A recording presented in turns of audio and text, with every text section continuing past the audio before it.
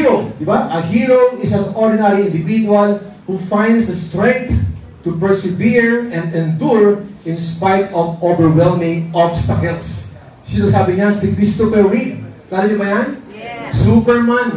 Alam niyo, bata ako kapag pinag-usapan ng Superman, para sa akin, hero to. Kasi talaga ng mga ang galing niya. Marami kayong obstacles na encounter. Do you agree? Yeah. So dito po yung preparasyon. Kahit maraming mga obstacles dyan, ikaw bilang isang bayani, kaya mong i-handle yan. And one way for you to handle those obstacles, itong ating training na ginagawa ngayon. Guys, believe me, hindi po madali maging hero. Tama, maraming mga sacrifices yan. Imagine mo, magiging bayani ka, ikaw ang magbibigay ng magandang buhay sa pamilya mo. Lahat ng tao gusto mangyari yon. Pero marami kayong mga rejection, discouragements, and obstacles na may encounter. Ang tanong, handa ka na ba yung mga obstacles ay malagpasan? Yes! Tama? So, kailangan nyo maging hero. Kailangan nyo maging matibay, maging champion. And good news, right now, bibigyan kita ng napaka-importante. 10 traits of successful, heroic leaders. 10 traits of characteristic. Ibig sabihin, kahit national heroes din yan, since tayo ay nasa negosyo ngayon ng pag-build ng malaking network, at syempre, pag malaking network mo, yung income lumalaki, and dreams result will always follow. So, dapat mo nakahanda ka. Ano ba yung mga traits? At dito, sa 10 traits, na-explain ko sa inyo, makikita mo kung nasaan ka. Kung ginagawa mo ito o hindi pa. Kung hindi mo ginagawa, ito ngayon ang para bang kailangan kitang i-inform. Kailangan malaman yung ano pa yung kulang sa ginagawa ko. At kapag itong 10 traits na to, ng pagiging successful ng maging leader, ay ginagawa mo na ngayon, guys, believe me, doon kumasabi na tunay kang bayani. Tama, kasi mayroong responsibility ang isang maging bayani, isang hero. Number 1, kailangan mayroong ang tapang o courage. Everybody say courage. Kailangan ba may tapang tayo lahat? Yes. Oo naman. Sa pag-build ng network, kailangan malakas ang loob nyo. Hindi pwedeng malamya kayo. Ano yung tapang? I still remember, nung bago pa lang akong network marketer o isang distributor, kapag nag-i-invite ka, normally, kapag nagkwentuhan kayo, lagi na mapag-uusapan yung mga pangarap. Yes or yes? Yes. Kapag nagkwento ka ng mga pangarap, marami mga tao sa iyo ang magtatawa. It takes a lot of courage to show your dreams to someone else. Kasi mga tao sa labas, hindi pinag-uusapan ng pangarap. Ang mga tao sa labas, ang pinag-uusapan yung mga bayarin, mga problema, krisis, taas ng gasolina. Alam niyo ba yung pagtaas ng gasolina? At kapag tumaas sa mga bilihin, ang naaapektuhan lang yung mga tao hindi umaangat ang income. Kaya pag ito'y inimbitahan mo sa negosyo natin, pagkatawanan kayo. At kapag mahina ka at duwag ka, pag pinagtawanan ka, mahirap pala mag-build ng network, huwag na lang mag-invite. Kapag nagkwento ka ng dreams, many people will laugh at you. Kasi sa kwartong to, buhay ang pangarap. Sa kwartong to, alam nyo makukuha yung mga pangarap. Ang tao sa labas, hindi maniwala sa'yo. So, kailangan ng tapang. And good news, the moment tumating ka ng training ngayon, naka-mindset ka, matapang ka ba? So, mga inibitahan nyo, sino dito ang nakapag-invite na at nagkwento kayo about dreams? Ginagawa niyo ba yun? Yes! Ano ang mga na-experience nyo? Pagkatawanan kayo. Pero dapat sa panahon ngayon, kahit pagtawanan ka, hindi ka na naapektuhan. Kasi kapag naapektuhan ka pa ngayon, kapag nag-share ka ng magandang bahay, travel, kotse, time yung financial freedom, at pag pinatawanan ka at naapektuhan ka, may kaduwagan ka pa. Pero ngayon, kung gumingiti ka na lang, kahit pagtawanan kayo, naka-first step ka na. Yung first trait ng successful ng heroic leader, nasa iyo na. Tama? Kayo ang makakalan niyan kung nasaan, anong level ng tapang meron ka. Second, yung confidence na sinasabi. Ang tapang natin minsan, depende sa confidence mo. And do you agree sa pag-build ng network, kailangan ang confidence level nyo, malaki ang contribution yun. Kapag nag-i-invite ka ng prospect nyo at alam nyo ang sinasabi nyo, you're very confident. Matapang ka na at very confident ka mag-explain ng negosyo. Do you agree? Yes! Saan ba nagagaling ang confidence level ng tao? Kapag alam nyo ginagawa nyo. Papapasin mo kahit mag-multiple accounts kayo, kahit anong package ang bilhin nyo, Kung hindi ka naman confident mag-invite o mag-explain ng products or opportunity, hindi nyo magagawa. But, kapag kayo ay well-trained, lagi umati ng mga seminars, mga training, nag-invest ka ng time para alamin ang negosyo, obserbahan nyo. Kahit sinong tao ang kaharap nyo, malakas ang loob nyo magkwento. Do you agree? Kaya sa business ko, karamihan naman naging successful ngayon sa ating company, sa OBI man, or sa EC, ordinary mga estudyante, mga bata. Marami hindi pa tapos ang eskwela, pero laki ng grupo. May mga hubs sila. Bakit? They're very confident. Kahit sinong tao, sa Pilipinas man, o Pilipino sa ibang bansa, kayang imbitahan. Kasi well-trained. They're very confident. Bakit confident? Alam ang produkto, alam ang sistema, alam ang marketing plan. Yun ang napaka-importante. Confidence. One important key to success is self-confidence. An important key to self-confidence is preparation. Lahat ng bagay, kailangan may preparasyon. Tama? Yung ginawa nyo ngayon, bago kayo attend ng ating training, nag-prepare kayo. Nagbihis ka, namasahe ka, yung utak mo, piniprepare mo pagpunta dito. Naka-prepare ka na ikaw ay ready, excited, matuto. Prepare ang utak mo. And I'd like to appreciate ating very hard-working, visionary president, Dr. Ed Cabantog. Lagi isang prepared. And the reason, the reason why our company is very successful, prepared si Doc sa mangyayari. 2 years, lockdown, mahirap mag-network. Many companies nag-file ng bankruptcy. Maraming empleyado, walang trabaho. Negosyo nagbabaksakan. Pero alam nyo ba, sa EC, halos lumalaki pa ang income. Marami mga tao ang nagsasara ang kumpanya, pero sa EC, padami ng padami ang lumalaki. Bakit ginawa yan? Prepare si Doc eh. Nung in-announce po yung lockdown, we were in Iloilo, tsaka sa Bacolod. Ay, kasama ko si Doc Ed Cabantog, nasa Iloilo kami. Nasa Bacolod, tapos si Georgie Gonzalez at si Sir John, nasa Iloilo. Nag-lockdown. Sabi nag-lockdown, wala po mga, nasa Iloilo kami, ang first problem namin, baka kayo mangipit sa Iloilo at sa Bacolod. Tama? Gawa ng preparasyon. Nakapag-travel agad sa Manila. At pag-travel sa Manila, ano ginawa Doc Ed? Meeting. Sabi niya, ang trabaho natin, offline, face-to-face. Paano yan? Bawal ang face-to-face. Paano matutulungan ng mga distributor? Isang kwarto dito sa 7th floor, nirent namin. Automatic, nag-set up kami ng isang studio. Tama, studio para magkaroon ng Zoom, makakonect sa mga distributors. And true enough, after that, tuloy-tuloy ang aming communications sa mga top leaders. Kung ano nangyayari, mga updates, trainings, tuloy-tuloy pa. Nangyari lang yun kasi prepared kami lagi. At ngayon po, nag-uumpisa na ang face-to-face. Prepared na kami lagi ngayon. Hindi kami nagkasaya ng oras. Today, Saturday, dapat mga tao pahinga. Tama? Yes. Ang habang ng mga tao sa labas nagpapahinga, tayo, binubuhay natin ang ating mga pangalan. So, preparation is very, very important. Confident. Third, kailangan optimistic ka. May tapang ka nga. Confident ka naman. Halot nyo ba, magiging positibo. Optimistic. A pessimist sees the difficulty in every opportunity, but an optimist sees the opportunity in every difficulty. Do you agree? Yes! Naku, paano yan? Lockdown. Tama? Naku, paano yan? Online. Problema to. Sa kabilang ibang tao, problema. Marami distributors, nung hindi maka-adapt sa online, bumaba ang production. Nawala ang grupo. Nawala ang income. Sila mismo nawala. Pero yung mga tao nakapag-adjust ka agad, tama? Take advantage. Online, ano gawin? Anong advantage ng online? Mas marami marireach. Dati, kung isa-isa lang pag-i-invite, ngayon, Luzon, Visayas, at Mindanao. Kahit hindi yung puntahan, kaya mong kumunik. Pilipinas sa bansa, kaya mong kumunik. Doon kayo dapat mag-iisip. In any situation, kapag nakikita mong mayroong negatibo, hanapan nyo agad ng positive. I still remember, 2 weeks o 2 months pa lang ako bilang active networker. 2 months pa lang. Kung hindi pa yung alam ko, wala pa akong kinikita. Tama? Wala pa akong grupo. Then suddenly, my mentor, my upline, inimbitahan ako. Sabi niya, sabi sa akin bukas, meron tayong home party. Tama? Sabi ko, home party.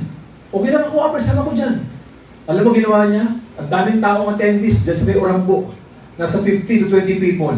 Kasama yung direct upline ko. Yung direct upline ko, kukunti pang alam. Kasi mga 1 month pa lang ang lamang sa akin. Eto na, sa seminar. Nanonood kami, magkatabi kami ng sponsor ko. Yung sponsor ko, by the way, yung staff ko sa hotel. Alam niyo ba istorya ko dati sa hotel? Yes. Aking boss sa hotel, ang sponsor ko, yung desk clerk ko. Yung mentor ko, ang speaker sa home party. Daming tao, 50 to 20 people. Sabi ng mentor ko, ladies and gentlemen, napakaswerte po ninyo. Ang ganda ng pag-uusapan. Ha? Napakaswerte ninyo. Ang magpapaliwanag po ng seminar, ang tindi. Ito po'y taga-hotel. Alam mo, sabi ko, power. May iwan palang taga-hotel dito. Sabi ng mentor ko, itong taong to, ito po ay boss sa Hyatt Hotel. Sabi ko, power. Boss sa Hyatt. Di ba ako yun? Sabi ng sponsor ko, sir, ikaw nga yun. Sabi ng mentor, join me in welcoming, Mr. Arnel Limpin. First time ko po, wala pa akong alam. Tama? Yung mga panahon na yun, parang akala ko, problema. Kasi wala akong alam, tinawag ako. Eh, totoo naman, wala akong alam. Pagkat sa stage, power, good morning. Nag-blackout na ako. Hindi ko malam kung maiihi ako, kung magbukulog sa nervyos. Ibig sabihin, yung mga panahon na yun, para bang challenge yun, difficulty. Pero na-realize ko, opportunity pala yun. Na tinawag ako ng upline ko, ng mentor ko, pinagtiwalaan ako. At nangyari yun, medyo napahiya ako, na-challenge ako. Ibig sabihin, kung hindi pala ako na-challenge doon, malamang hindi lumabas ang potential ko. Are you getting me? Yes! O, tuloy mo. At kayo, makaka-encounter ng mga challenges. Tama? Kapag nangyayari sa iyo yun, hanapan mo ng positibo. Eh, tinawag ka ni Apple, wala kang alam. Opportunity yun.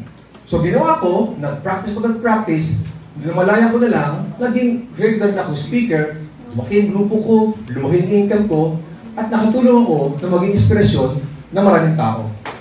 In any situation, sabihin, pwede kong umangal. Pwede kong, bakit ganun? Ang labo naman. Bakit ako tinawag? Ayoko na mag-network. Pero inisip ko, good news na pala yun. Kailangan pala, optimistic kayo sa isang mga bagay. Para ngayon, dapat optimistic ka. Sabihin mo, instead na magpapahinga, ba't pa umaaten? Ito na nga lang yung pahinga natin dahil bakasyon, bakit pa kailangan batin? Take mo yun. Kasi challenge. Isipin mo positibo. Buti na lang. Holiday. Medyo hindi traffic. Tama? Kasi pag puputin naman yun na hindi ng traffic, ang layo ng biyahe nyo. Siksikan pa sa upuan. Tama? Eh, basta nyo, wala pang mga kotse. Okay lang yan. Kasi alam ko naman, pag-attend mo dito at natuto kayo, doon mag-uumpisa. Yung pangarap mong kotse, yun na ang kasunod. Umattend ka ngayon, marami kayong marirealize eh. Nag-enjoy kayo sa mga host, ang gagaling, na-entertain ka, napatawa ka, aba. Pag nakapatawa ka, isang seminar, iba yung pakiramdam. Doon pa lang, blessed ka na eh. Sa labas, ang hindi tumawa. Iba tayong problema sa labas eh. Taas ang bilihin. Crisis. Dito, pinapatawa ka na, pinapayaman ka pa. Are you with me? So, ang pagiging optimistic, in any situation, hanapan ninyo ng magandang mga bagay. At kailangan very passionate ka rin. May tapang kayo, magandang attitude nyo, optimistic ka, at syempre, be passionate. Ang sabi nga sa atin ni Oprah Winfrey, passion is energy. Feel the power that comes from focusing on what excites you. What do you notice sa mga speaker natin? Sa mga hosts, kay Sir June, kay Sir Elmo, kay Sir Bong, tama? Kay Sir John, passion. Every time sa stage kami, nag-iibang anyo kami. Nakakapasin mo? Pag nakita kami dalakad, tahimik lang. Pero pag nasa stage kami, nag-iibang anyo kami. Lumalabas yung energy. Passionate. As remember, yung iba mga kaibigan ko, pag nakikita yung ginagawa ko, kasi naka-Facebook eh. Lalo kanina, nag-bike ako kanina eh, pag umaga. Naka 35 kilometers ako kanina. In 2 hours, papawis lang. Eksaktong 2 hours, 30 kilometers. Tapos nalalaman nila na almost every day I conduct trainings, iba-ibang mga meetings. Last week, nasa Bohol, tapos nasa Cebu. Sabi sa kanya mga kaibigan ko na hindi network marketer, hindi taga-easy. Brad, hindi ka ba nakapagod sa ginagawa mo? Ang dahil mong ginagawa. Tapos saan mo kukuha ng energy? Passion ko to. Tuwa-tuwa ako na magkwento. Kasi napatunayan ko, hindi sa paggawa, in my 24 years experience as a network marketer, sa passion na ginagawa ko, maraming taong tutulungan, gumanda ang mga buhay nila. Yung energy nyo, sa passion. Bakit mo may energy? Sino ang hindi ba i-excite? Na yung mga taong kausap mo ngayon, ibang first time na kilala, bumila ka ng 1 year, 2 years, at 3 years, ibang-iba na ang kwento nila. Nagbago ang buhay. Naging milyonaryo. Sino ba? Hindi naganahan. Ang dami ganong kwento. Maglalakad ka, biglang may lalapit sa'yo, Sir, thank you so much. Bakit? Dahil sa mga trainees ninyo ng buong company, at ikaw mismo, ito po yung susi ng kotse ko.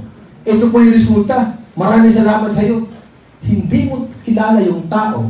Distributor, lalapit sa'yo para mag-thank you. Nagbago daw ang buhay nila.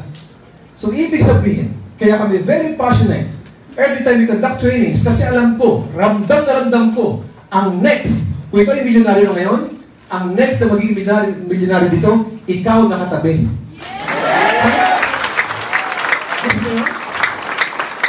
O ngayon, pag alam niyo magaganda ang buhay ninyo, hindi ka magiging passionate, hindi ka ma-excite, doon ka kukuha ng energy. Kasi kung walang energy, presentation. Kung walang energy, alam niyo po, lahat kayo yayaman. Pagkakakotse, walang tatagal sa ganitong klaseng sistema o mga seminar. Tama? So dapat dito, yung ginagawa namin, pagiging passionate namin, dapat gagawin nyo din yun sa buong grupo nyo. And you will be surprised habang ginagawa nyo ito at ini-enjoy nyo, na-excite ka. It's just a matter of time. A year from now, kung may coach ka ngayon, napaladadagan ang kotse mo. Kung wala kang kotse, magkakakotse ka. Imagine mo, yung sa magkakakotse, imagine mo lang yun eh. Sa hirap magbiyahe ngayon, tama, makapagsiksikan ka, makapagpipila ka pa sa mga sasakyan, time will come, ang problema nyo kung anong sasakyan ang gagamitin mo. Kasi meron ka pang color coding. Di ba? Habang nasa-traffic ibang tao, ikaw enjoy na enjoy. Ang lamig ng aircon ng kotse. Ang ganda ng music, ang ganda ng sound. Ang may letra ng kotse. Mangyayari ba yun? Yes! Kung mangyayari, hindi ka magiging passionate. Laging may excitement. Number 5, at siyempre, habang ginagawa ninyo, makuha yung mga dreams na sinasabi. Kailangan may patience na sinasabi dito. And the reason why, ibang distributors, hindi tumutuloy, naiinip, walang pasensya. And one good thing, sabi ko sa inyo in every negative, hanapan mo ng positive. Meron bang positibo sa pagiging maiinip? Meron? Actually, meron yun eh. Pwede isipin, kaya kami sa naiinip, kasi meron kang hinihintay. Naiinip ka, tagal naman ang kotse ko. Sa taon pa bago dumating, naiinip ka. Tama? Ang ibang tao, pag naiinip, umaalis. So, lagi isipin, kaya ka naiinip kasi may parating.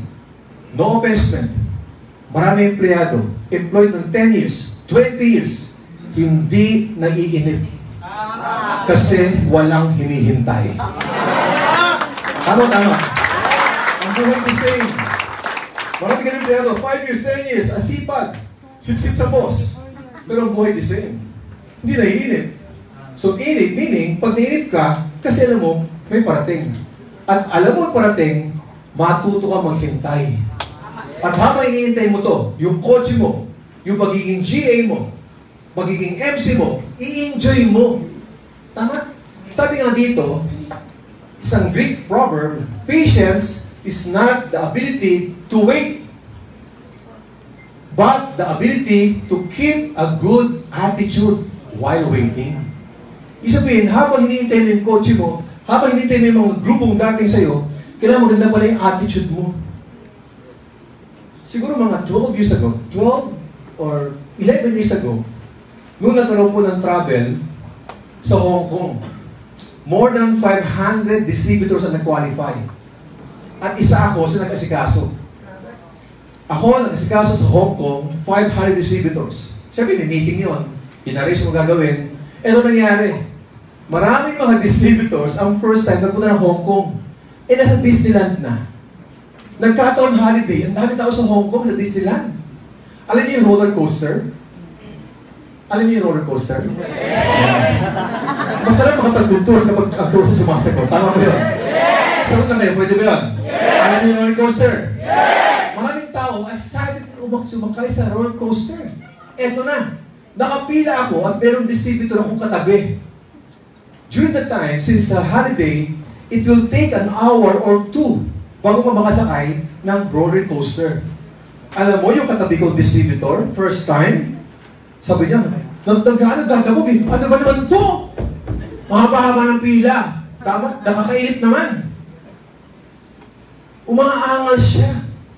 Asar na siyang haba doon ng pila. Ang init-init. Alam mo, sabi ko sa kanya, Rad, alam mo, instead na umangal ka, i-enjoy mo na lang yung pagpila mo. Kailan ka magiging masaya? Kapag ikaw ay nakarasakay na sa roller coaster, sayang yung 2 hours mong paghihintay.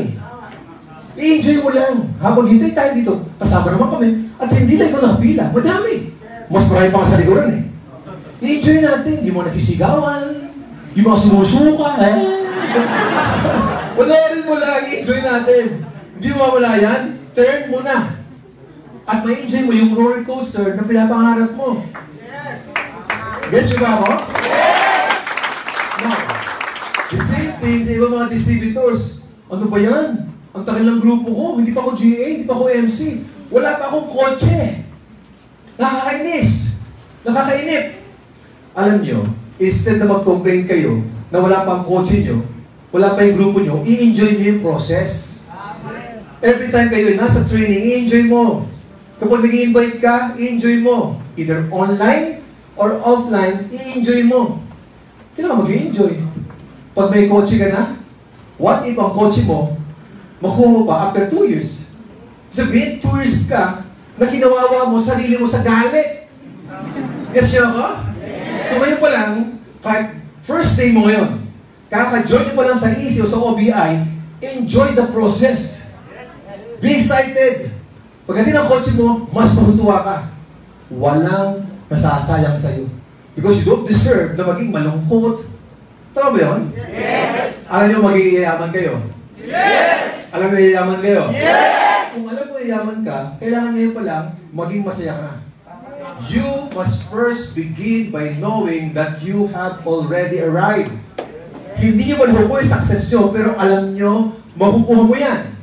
Kung yung electric pan na yan, yung kotse mo, yung pangarap mo, yung dreams ninyo, tanaw niyo ba yung electric pan? Yes! Kaya bang hawakan? Yes! Kaya hawakan? Yes! Hindi. Tanaw mo yung electric pan, pero hindi mo kayang hawakan. Yung electric pan na yan, parang dreams mo, parang kotse mo. Tanaw mo, pero hindi mo kayang hawakan. Bago niyo mahawakan yan, it will take time. Everybody say time. Time! Kailangan mayroong effort. Effort! So time and effort. Anong ginagawa ko ngayon?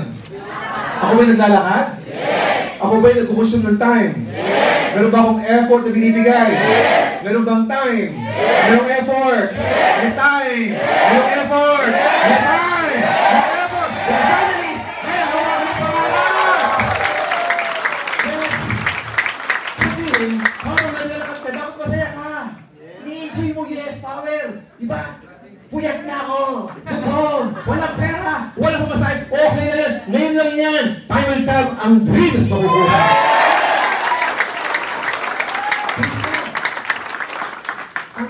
So dapat magandang attitude nyo sa paghihintay. Magandang attitude nyo pag may training. Kahit puyat, pagod, gutom, yung maganda yung pag-uugali nyo. Dito mahitest ka. The reason why we have trainings like this is to remind everyone, ang pagiging pasensyoso, okay lang. Mas importante rin, maganda rin ang ating pag-uugali. Number 6, kailangan may care. Caring ka. Ang easy, ang OBI, this is a people's business. Do you agree? Yes! Kailangan kapag inalagaan nyo ang grupo nyo, hindi na puro negosyo pag-uusapan. Caring, nobody cares how much you know until they know how much you care, sinabi ni Theodore Roosevelt. Kahit magkwento ka ng magandang kotse mo, yung ibang tao walang pakialam sa kotse mo. Kahit maganda ang buhay mo, wala silang pakialam. If you want to connect with people, use your heart. I'll say it again. If you want to convince yourself, use your head. But if you want to connect with people, use your heart. Bakit minsan, obserbahan nyo, kahit binabaliw ng tao, gaganda ang buhay mo dito, magkakakotse ka, magkakaroon ng time and financial freedom, yung kausap nyo, walang reaksyon. Tama? Alam bakit? Ngayon, ang ganda ng kotse ko, mayaman ako. Kapag gano'n ka makapag-usap sa downers inyo, mayaman ako, magandang kotse ko, isa ko sa mga top earners, top 20 ako, ang ganda ng kotse ko, nakakapag-travel ako lagi, wala silang pakialam kung meron ka. Ang importante, ano ang may tutulong mo sa kanya. So every time you connect with people, use this formula. Every time may kausap kayo, huwag mo lang iisipin kung anong gusto mong sabihin. Isipin mo, ano kaya ang gustong marinig nung kausap mo. Tama? So paano malaman kung ano ang gusto ng kausap niyo? Kailangan ma-feel niya na nag-care ka. Through communication. Are you with me? Yes. So, importante yan. Dito, pag nag-join ka, pagtutulungan natin.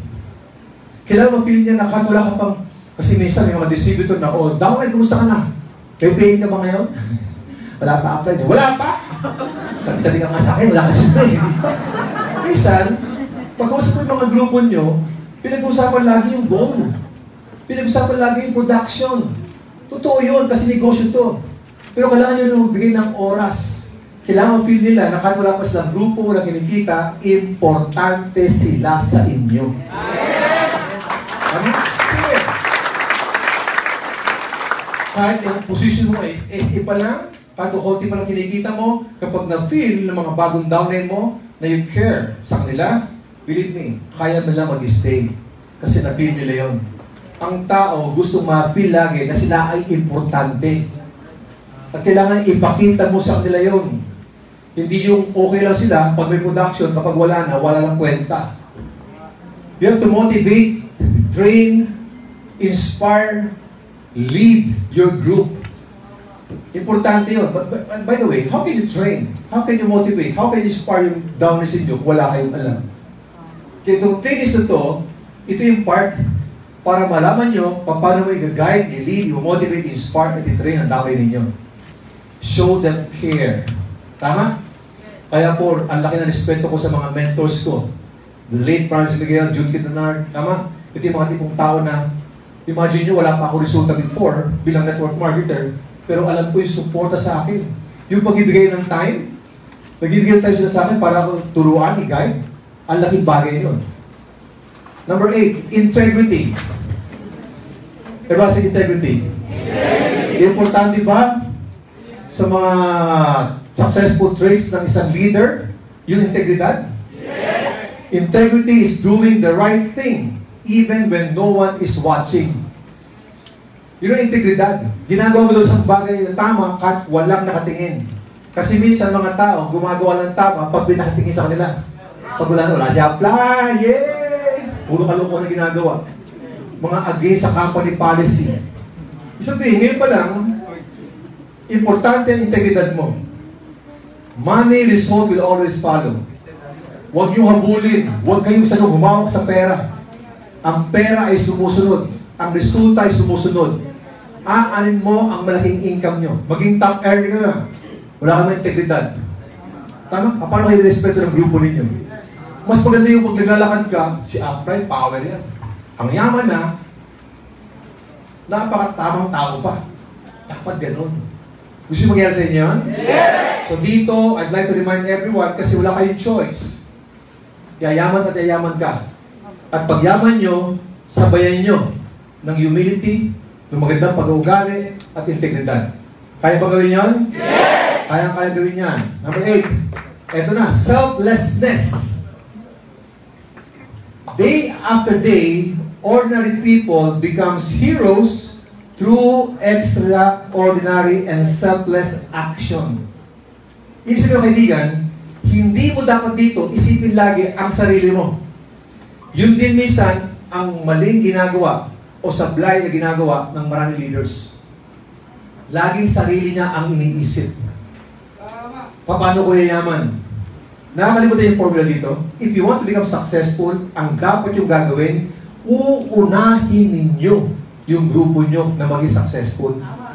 Pag naging successful yan, kaliwan grupo mo, kaanang grupo nyo, wala kayong choice. Yayaman at yayaman na yaman na yaman. Ang sabihin nyo, lagi yung convenience sa iniisip mo, hindi pwede yun. Alam niyo po yung pag-selflessness, bakit ko sinasabi lagi ito? Almost every day, nasa office kami. Nakita ko po paano magtrabaho si Dr. Cory Cabantog at si Dr. Ed Cabantog. Nakita ko yung oras na binibigay nila sa kumpanya. Oras pamilya, minsan binabawasan pa para ibigay sa mga distributors. Imagine mo yun. Kung sinong tao ang dapat nagpapahinga ngayon, malamang yung mga may-ari na. But instead of pahinga, ano ginawa? Kinalimutan yung pahinga sa sarili. Kailangan palang humataw para lahat ng distributors na naniniwala sa OBI at EC makuha ang kanilang mga pangalan. Ako sarili. Ordinary becomes heroes through extraordinary and selfless. Ito bang ginagawa namin? This is an extraordinary action. We always travel. May lagi yung mga trainings. Iba pa yung Zoom. Iba pa yung mentoring. Ginagawa lagi namin yun. If you want to have an extraordinary income, kailangan meron kang extraordinary action na ginagawa. Isa nagpapahinga ka, nag-Netflix ka, nagbakasyon ka, namasyal ka, ibigay mo yung action na yun sa grupo niyo. At kapag nangyari yun, ladies and gentlemen, magugulat ka sa mga resulta. Hahabulin kayo ng mga blessing. Huh? Number 9, are you learning? Yes! Number 9, supportive. Nag-build ka ng network, kailangan mayroong support na binibigay sa network. Supportive means you don't build business. You build people. Then people build the business. Ibig sabihin, ang OBI or EC, this is a people's business. Tama? Ang negosyo mo yung tao. Business will follow. Kaya kailangan ma-feel ng grupo ninyo na sila ay importante sa inyo. Ano yung support na sinasabi? Akala na yung mga distributors o leaders, ang support, o sige, may allowance ka sa akin, pambayad ng Zoom. Alam niyo ba kung yung apply sa inyo, coaches o mentors is very supportive, financially, bonus lang yun. Pero number 1 na maganda support na kayang ibigay sa grupo ninyo is your time. O downline, meron ka palang Zoom training, meron ka palang Zoom event, meron ka palang recognition, meron ka palang presentation dyan. Gusto mo pumunta ako dyan, susuportahan ko yung event mo. Sabi mo, apply. Actually, kaya naman gawin eh. Alam mo kaya mo gawin, pero iba na yung gusto ko ma-feel mo, yung support ako sa iyo. So dito ngayon, sa inyong grupo, every time may event, ang grupo nyo, may ginagawa, pakita ka lang. Support na yun. Ano yung support? Pag meron kang bagong training sa narinig, na alam nyo makakatulong sa grupo nyo, share. Tama? You have to share your time, share your energy, and you have to share your story. Yung pag-support sa grupo, kasama dyan, nag-share ka ng effort, time, energy, and story. Everybody say story. Story! Isa yan sa support ang ipinapakita mo sa grupo ninyo. Apply, nahirapan ako eh. May mga challenges na nangyayari sa grupo ko eh. Doon papasok yung mga story mo. Nahirapan ka, alam mo, yung hirap na yan, malaking tulong sa iyo yan. Ha? Paano nangyari yun? Kasi mga obstacles, rejection, challenges, at hirap na experience mo ngayon, yan ang gagamitin mo to inspire people. Mapasin mo, nagkwento ko lang ng story mo, part na ng suporta yun. People love to hear stories. Yes or yes? Yes! Tama? Support mo yun. Yung time. Bakit nalaman ng downline mo na busy ka, nagpakita ka pa rin, nakipag-gumustahan ka, support, importante. Hindi lang puro pera. Kung blessed ka, may financial support, sa pag-ikot ninyo, sa pag-resume ninyo, be thankful. Pero importante, support sa oras. And last, para sa humility. Sa pag-build ng network, part ng traits of successful, heroic leaders, yung humility. And I'd like to appreciate lahat ng taong nasa kwartong to at lahat na nanonood sa video na to. Please give yourselves a big, big round of applause. Alam mo bakit?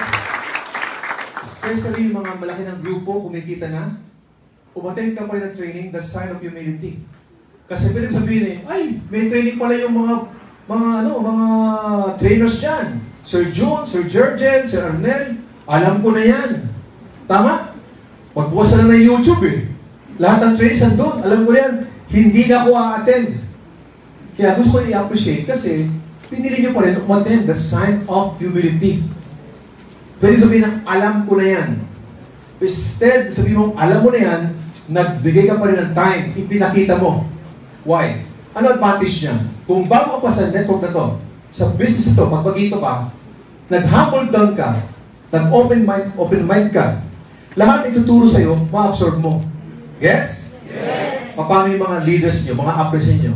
Ang galing magsalita, ang ganda ng income, ang ganda ng kotse, sila mismo umaattend pa din. Sabihin, humility yun. Mas masarap magturo sa grupo ninyo kapag yung tinuturo nyo, ginagawa nyo. Dami natin ka ng training, ha? Special training yan. Kasi holiday. Ako sa bahay muna ako mag-Netflix. Guess nyo? Mas masarap magturo sa downline. Attend tayo ng training. Apply pati ikaw? Attend ng training? Oo naman, kasi gusto ko ma-refresh. Gusto ko matuto. Guess nyo ba ako? Yes! So sa humility, kayong lahat, uunahan kita. The more lumalaki ang income, the more nag-humble down. Wag na wag, lalaki ang tulo. Kasi yung mga distributors dyan, kapag laki ng income, umangat na ang paa sa lupa, ang laki ng ulo. Gano'ng kalaki? Hindi makapasok ng elevator. Gano'ng kalaki yung ulo nila. Humility, the mark of a true hero is humility. Sabi ni Shifu, sa Kung Fu Panda. Tama? Yung sabihin pala, no? Yung sa hero daw, merong humility. Alam mo, kaya ko rin i-appreciate yung aking team. Lahat ng training team, si Sir Jurgen, lahat ng mga tao yan. Alam niyo ba, until now, umaattend pa rin kami ng mga trainings. Imagine mo, kami na yung mga trainers, ha? Nag-invest pa kami ng time para umattend ng training. Alam niyo ba, at this very moment, marami sa mga training team ngayon, nanonood ngayon sa FB Live natin, sila mismo nag-aaral. Sila mismo nare-request. Kami na yun.